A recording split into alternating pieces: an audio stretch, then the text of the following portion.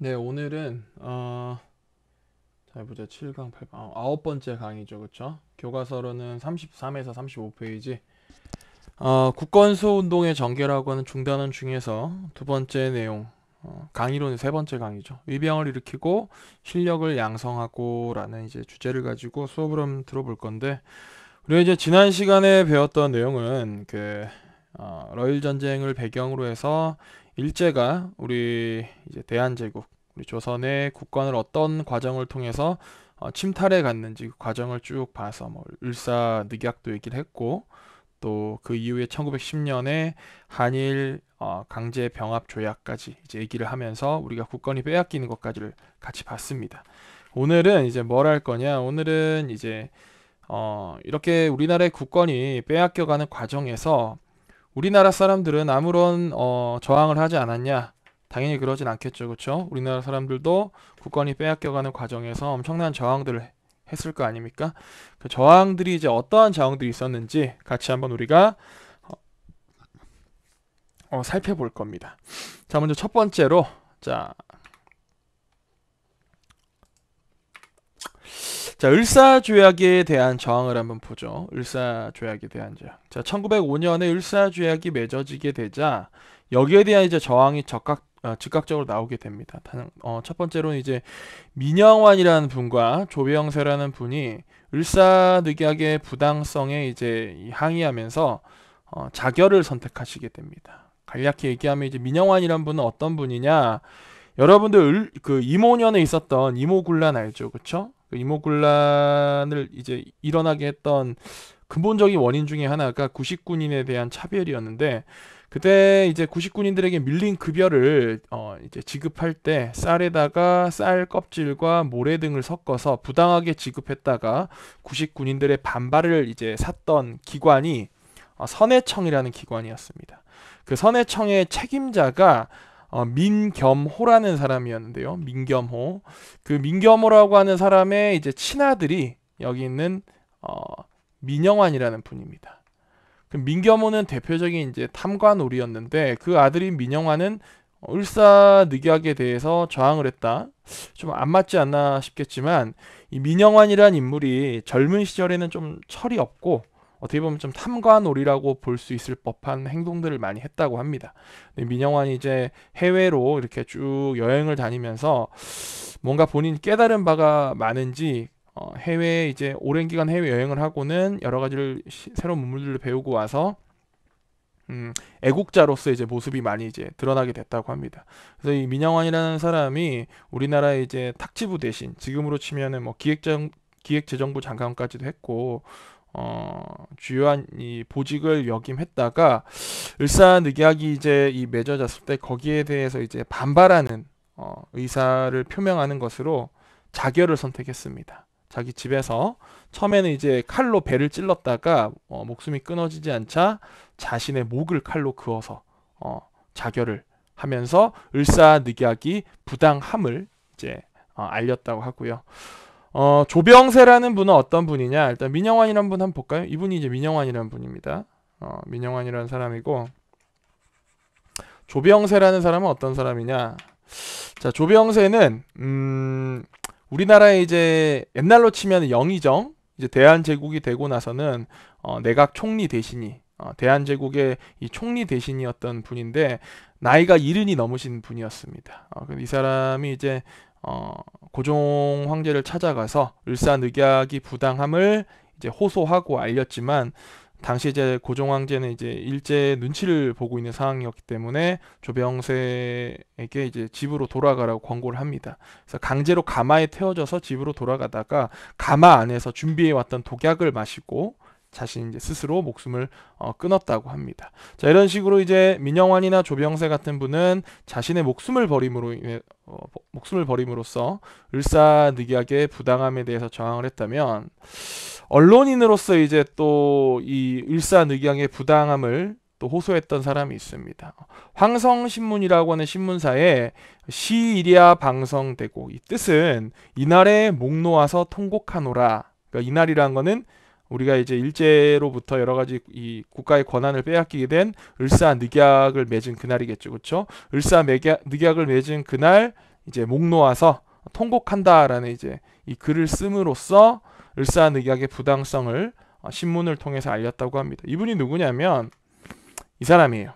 이 사람이 이제 장지연이라는 사람인데 이 사람이 여러 가지 좋은 일들을 많이 했거든요. 근데 이 사람의 이름이 교과서에 지금 왜 안 나오냐면은 이 사람이 이제 시리아 방성대국을 쓸 때만 해도 애국지사였는데 이후에 이제 우리가 한일 강제 병합이 되고 나서 이 사람이 그 총독부에서 내는 기관지인 매일신문이라고 하는 이제 그 매일신보라고 하는 신문에 그 친일 신문인 거죠. 거기에 이제 주필이 돼가지고 거기다 글을 700편 넘게 씁니다. 일본을 좀 찬양하고 미워하는 글들을. 그래서 이 사람이 이제 친일 인명사전에 이름이 등재가 돼요. 그렇게 돼가지고 교과서에서 이제 이 사람이 과거에 친일 행적을 하기 이전에 했던 애국 활동에 대해서는 이제 이 사람 이름을 좀 언급하지 않는 그런 분위기가 됐어요. 안타깝죠. 어떻게 보면 변절했다고 볼 수 있는데 이 사람이 이제 이 사람의 그 이 장지연이라고 하는 인물의 일대기를 좀 보면은 우리가 친일을 하면서 호의호식하는 사람도 있잖아요. 그렇죠? 아, 친일하기를 잘했어. 훌륭한 선택이었어. 아, 배부르고 등 따시고 최고야. 이렇게 하는 사람도 있겠지만 이 장지연이라고 하는 인물은 친일 활동을 이 매일신보에다가 글을 실으면서 하는 과정에서도 상당히 괴로워했는지 계속해서 술을 마셨다고 합니다. 그러니까 글 하나를 쓰면은 내가 오늘도 내 양심을 저버리고 이런 글을 썼구나. 뭐 이렇게 해서 이제 괴로워하면서 술을 마시다가 젊은 나이에 술병이 나가지고 이제 죽었다고 합니다. 그래서 좀 어떻게 보면 좀 안타까운 인물인 거죠, 그렇죠? 그래서 이제 장지연의 이 시리아 방성대국 이런 이제 글을 통해서 언론 또한 을사늑약의 부당성을 호소하기도 했고요. 또 뭐 지난 시간에 배웠던 이제 그 네덜란드 헤이그의 우리 그 특사 헤이그 특사 이준 이상설 이휘종을 이제 고종이 파견함으로써 해외에다가 을사늑약의 부당성을 알리려고 하는 또 고종 황제 외교적인 노력도 있었습니다. 뿐만 아니라 학생들은 을사늑약이 맺어지자 학교에 가지 않겠다고 등교를 거부했고요. 또 상인들 또한 가게 문을 걸어 닫고 장사를 거부함으로써 을사늑약의 부당성에 저항을 했다고 합니다. 자, 나철과 오기오라고 하는 분은 을사늑약이 맺어지는데 이제 그 뭐랄까 사실상 큰 역할을 했던 을사오적 있죠, 그렇죠? 학부 대신 이완용을 비롯해서 뭐 이지용, 이근택, 박재순, 권중현 이렇게 5명 우리가 지난 시간에 배웠었죠, 그렇죠? 그 5명들을 갖다 처단하겠다고 을사오적 처단 그 암살단을 조직을 합니다. 그래가지고 이제 을사오적 처단 시도를 했지만 실패하게 되었고요. 참고로 이게 나철과 오기오라고 하는 사람들은 어떤 사람들이냐면 이 사람들 우리나라의 그 당군을 신으로 모시는 대종교라고 하는 종교가 있거든요. 대종교. 대종교를 창시했던 종교 인물이기도 합니다. 자, 그래서 나철과 오기오는 을사오적의 처단을 시도했다. 자, 뿐만 아니라 자, 이재명의 이완용 공격. 자, 이게 뭐냐? 이재명이라는 분은 이제 상당히 젊은 어떤 그 나라를 생각하는 애국심이 투철한 애국지사였는데 이 사람이 이제 보니까 가장 나쁜 놈 을사늑약이 맺어지는데 가장 앞장섰던 나쁜 놈이 누구냐? 아, 이완용이다. 이완용을 죽여야겠다. 이 생각을 하고는 이분이 이제 칼을 품에 숨기고 당시에 이제 벨기에 국왕이었던 레오폴드라는 사람이 죽으면서 그 사람의 이제 그 추도식을 우리나라 지금 서울 명동에 있는 명동성당에서 이제 열게 됐습니다.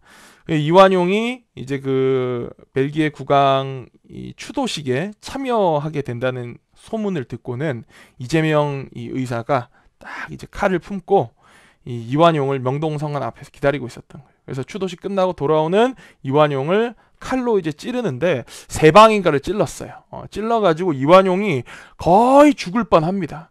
거의 죽을 뻔했는데 그때 당시 이제 우리나라의 뭐 그 외과 수술을 제일 잘하던 병원이 대한의원인가? 지금 오늘날 이제 서울대학교 병원의 전신 같은 곳인데 거기서 이제 뭐 오랜 시간 수술을 받고 가까스로 살아나게 됩니다.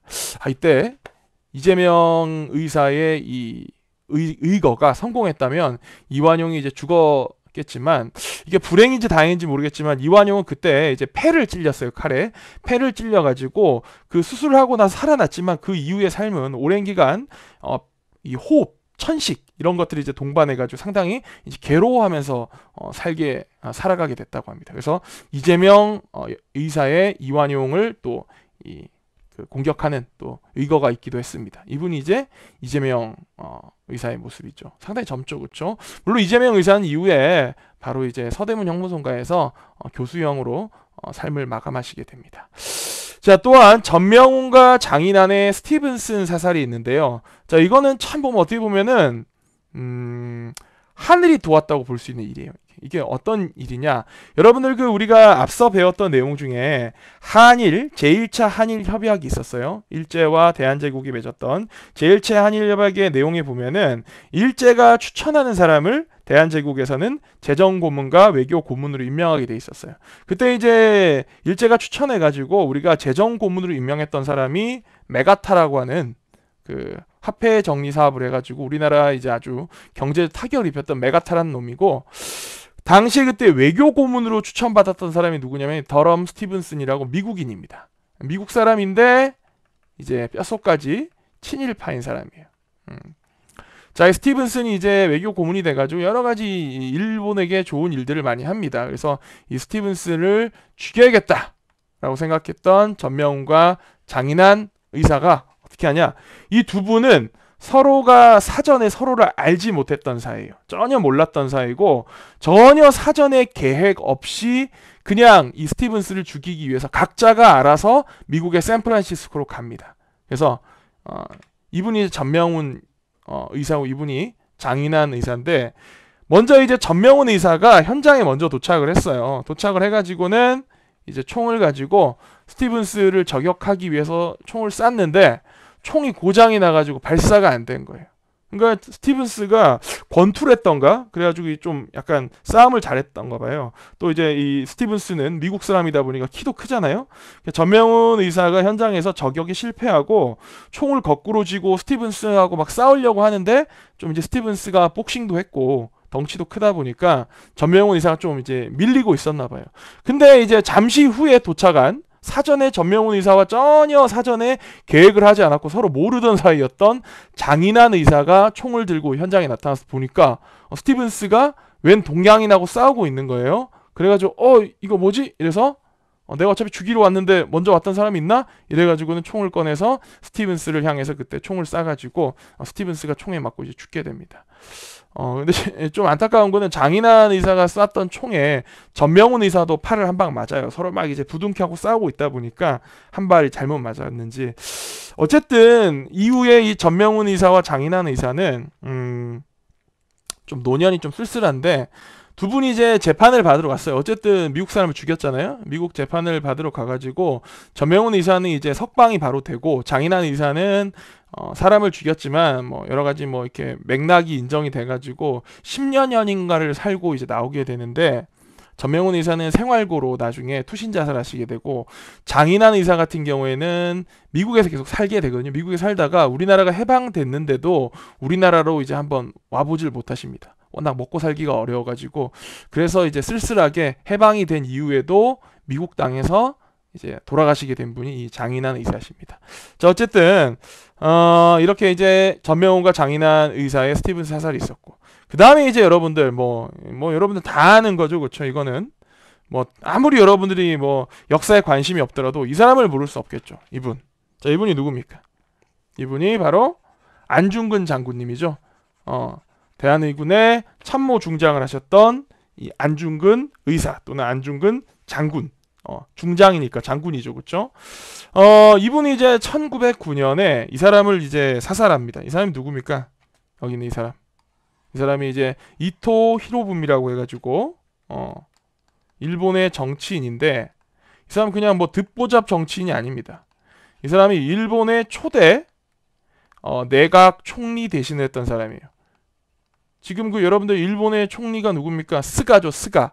스가고 그 이전에는 아베였잖아요. 근데 이제 그 내각 총리 대신에 쭉 뭐 1대, 2대, 3대, 4대 쭉 해가지고 제일 앞에 가면은 이 사람 이토 히로부미가 제일 첫 번째로 일본의 내각 총리 대신했던 사람이고, 우리나라의 제일 첫 번째 이 사람이 뭘 하기도 했습니까?